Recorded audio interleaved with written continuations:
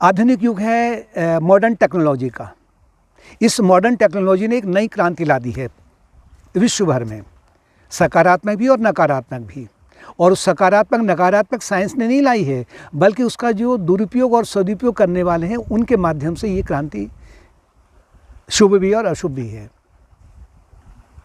लेकिन social media पर अधिकांशतः लोग वो छाए रहते हैं या वो लोग इसका अधिक यूज करते हैं, प्रयोग करते हैं कि जो अपने अशुभ गुणों को उचित ठहराने के लिए, उनके अपने निंदित कार्यों को उचित ठहराने के लिए निरंतर दूसरों की निंदा में लगे रहते हैं।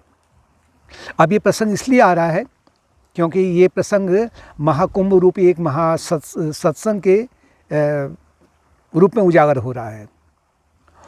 अगर ये सोशल मीडिया में इस तरह के लोग जो कि बुरा संक्रमण फैला रहे हैं, बुरे वायरसेस को फैला रहे हैं, अगर ये उस समय में होता जब रत्नाकर डाकू थे, रत्नाकर डाकू रात दिन चोरी जारी करते हैं, लूटपाट करते हैं, परिवार का पालन पोषण करते हैं, लेकिन सत्संग के प्रभाव में, देवर्षि नारद के प्रभाव से वो वाल्मीकि मुनि बन गए। जिन वाल्मीकि मुनि ने रामायण लिखी है, योग वशिष्ठ लिखी है, यानी कि लंबे समय से उनके हम ऋणी हैं। वर्तमान में अनेक लोग उनका सदुपयोग कर रहे हैं, उनके ऋणी हैं, और आने वाली भविष्य की जो पीढ़ी है वो भी उनकी ऋणी रहेगी। कारण उसमें में सोशल मीडिया नहीं था। अंगुलीमाल के समय में अगर सोशल मीडिया होता तो अंगुलीमाल ही रहते, रत्नाकर डाकू ही रहते, वाल्मीकि नहीं बनते। वही अंगुलीमाल जो कि रात दिन लूटपाट करके लोगों की अंगुलियों को काट करके उनकी माला बना करके पहना करता था, वही भगवान बुद्ध के सत्संग में आकर करके उनका महान भक्त बन गया। अगर ये सोशल मीडिया अजामिल के समय में होता तो उनको मुक्ति नहीं मिलती, क्योंकि रात दिन उनके ऊपर टिप्पणियाँ हुई रहती, कटाक्ष हुए रहते, क्योंकि उन्होंने अपना ब्राह्मण तो खो दिया था, निंदित कार्य किया था, वैश्या को घर में ला गए थे।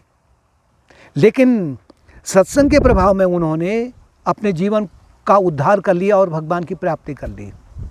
अगर ये सोशल मीडिया तब होता जब राजा विरोचन थे, जब राजा बलि थे।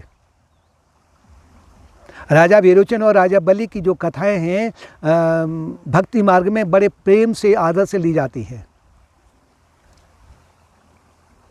तो वो भी आगे नहीं बढ़ पाते, क्योंकि उन्होंने तीनों लोगों का राज्य त्याग दिया था अपने निंदित कार्य को। असुर का कार्य क्या होता है, कितने निंदित कार्य नहीं किए होंगे, लेकिन सब त्याग करके संकल्प से उन्होंने त्याग कर करके भगवान की प्राप्ति कर ली।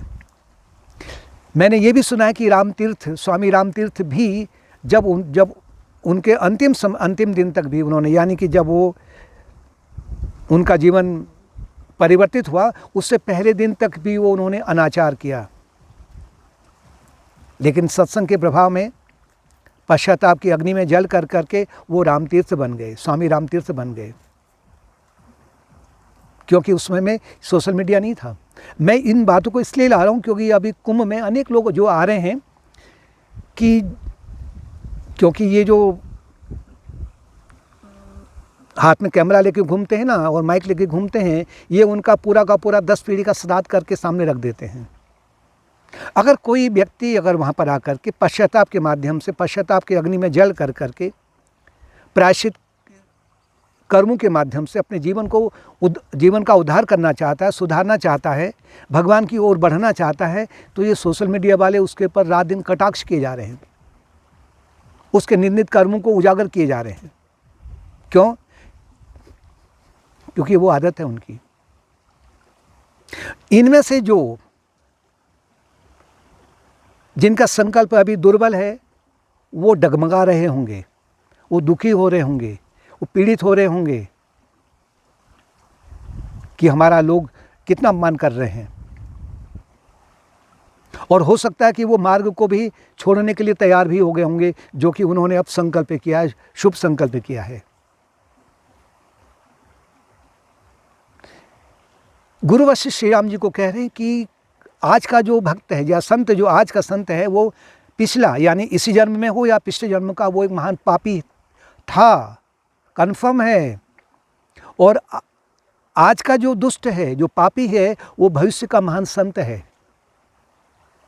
तो क्यों उन लोगों के ऊपर ऐसे ऐसे कटाक्ष या टिप्पणी किए जा रहे हो? अपने आप को सुधारो, अपना जीवन सुधारो, अपने जीवन के लक्ष्य को पहचानो।